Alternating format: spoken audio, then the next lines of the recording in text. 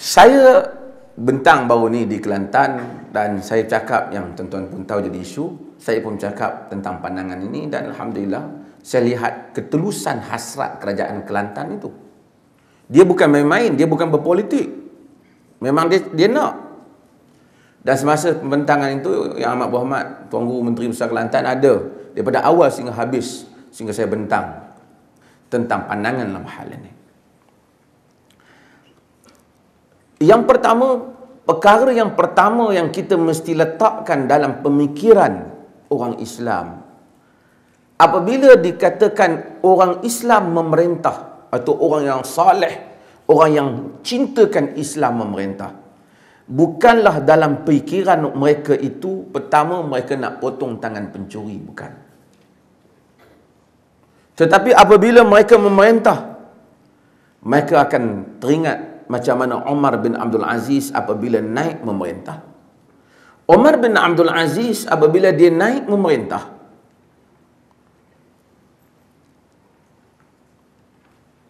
ramai orang besar tunggu dia tak keluar. Mereka tanya anak dia, Abdul Malik bin Umar bin Abdul Aziz, anak dia yang saleh, yang banyak menasihati bapa dia. Umar bin Abdul Aziz ni ada anak dia saleh.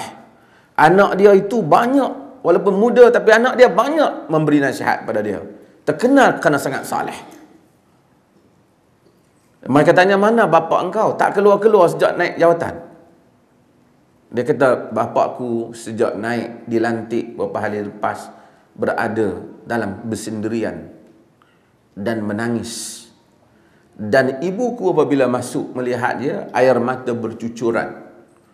Dan bila ibuku bertanya, dia menyatakan, ya Fatimah, inni taqallattu min amri ummati Muhammadin sallallahu alaihi wasallam aswadiha wa ahmariha fatafakkartu fil faqiril ja'i' wal maridil da'i' wal 'aril majhud wal mazlumil majhud wal mazlumil maqhul wal gharibil asir wal gharibil asir wa shaykhil kabir وذي الكثير والمال القليل وأشباههم في أقطار الأرض وأطراف البلاد فعلمت أن ربي سائلي عنهم يوم القيامة فخشيت ألا تثبت لي حجة فبكيت.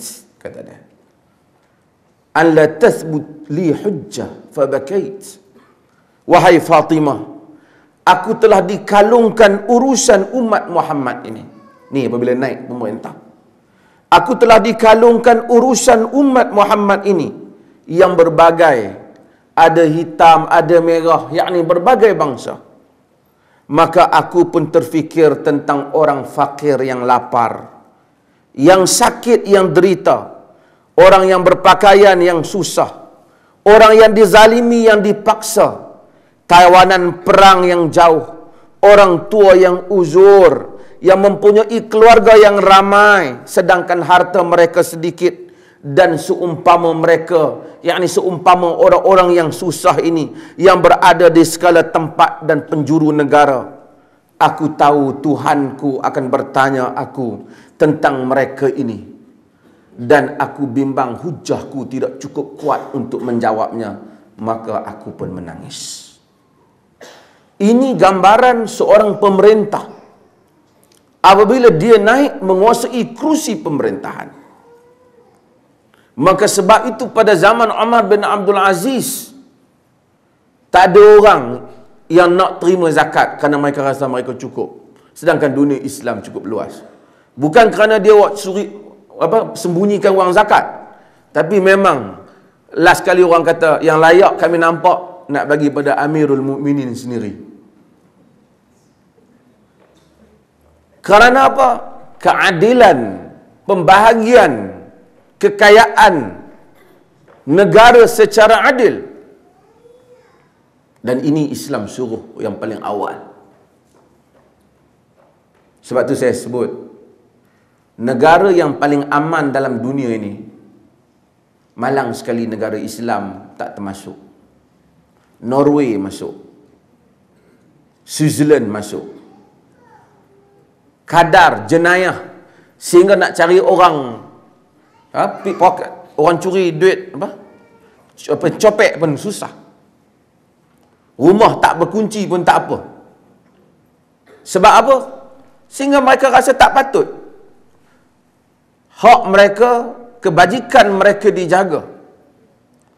Dan apabila negara dijaga dengan baik, mereka nak ambil plastik, nak buang di jalan pun mereka rasa berdosa, rasa salah. Walaupun mereka tak ada nilai dosa, mereka rasa salah kerana mereka mencemarkan masyarakat yang indah yang telah mereka buat. Sebab tu kadang-kadang kita tengok orang barat ini, banyak kita komplain mereka, tapi mereka lebih jaga kebersihan. Mereka tak buang dalam sungai mereka. Mereka rasa ni negara mereka yang indah, mereka tak mau kacau.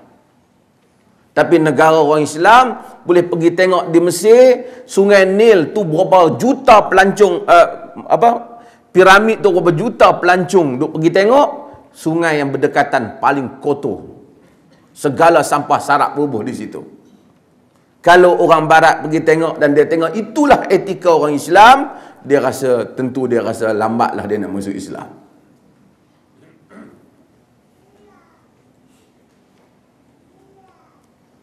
Keadilan yang menyeluruh itu yang dibuat menyebabkan umat Islam menjadi umat yang paling bahagia.